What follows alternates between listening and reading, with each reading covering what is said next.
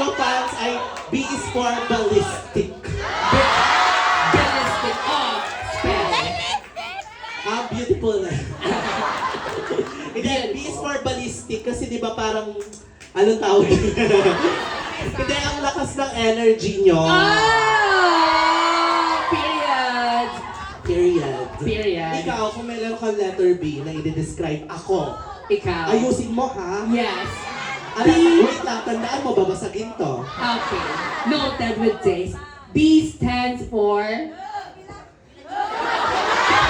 Siya ang sabi ma, Bobilat daw. Ang Bobilat means I love you. Yes. Ikaw, bobo talaga to. Ikaw nga, Bobilat. Di ba? Tama? Bilat! Bart bilat! Yeah. Ay, tuluan mo nga ako ng isang parang sentence na pambat. Kunyari, di ba bukas? Okay. Siyempre umaga, tapos flight ko agad bukas sa airport. Paano ko babatiin yung mga taong mga kasalubong ko? Sigiloy nyo. Yeah. Like, it means mabuhay. Okay. So, Sigiloy nyo. sige, Loy nyo! Period. Ayun. It means live longer. Yes. Ano pa, kunyari parang pagdating ko dun sa Manila, syempre yung mga Ilonggo kasabay ko sa eroplano. Ano sasabihin ko sa katabi ko? Yes. Bota ika. Bota eh. Bangzalabe! Yes. B is for Bangzalabe. It means God bless. So pwede ko sabihin sa church yan. Sure. Yes. Sabihin mo, Father, bota eh. Yes. It's really applicable anywhere in the world, tama!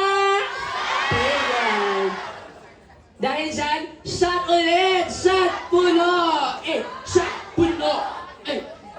Ano, ako lang? Ay, ako rin. Ikaw rin! Palakpakan natin siya! Shot! Shot!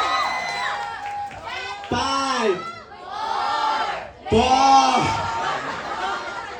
3 2 1, yeah! Period. Ayun. Anyway, tama naman. Nakahinga na ako. Anyway. Right now, if you love Arizona Brandy, ang init pala, no? Ng Absolute.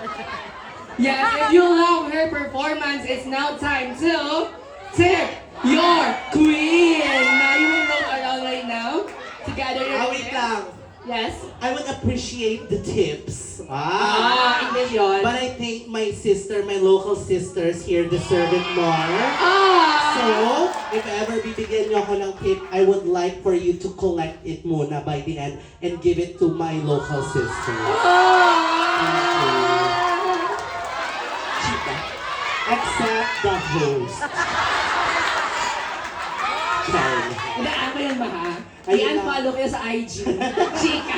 O hindi, ayun lang. Maraming salamat sa suporta. Pero for now, I need to change dahil meron pa akong second performance.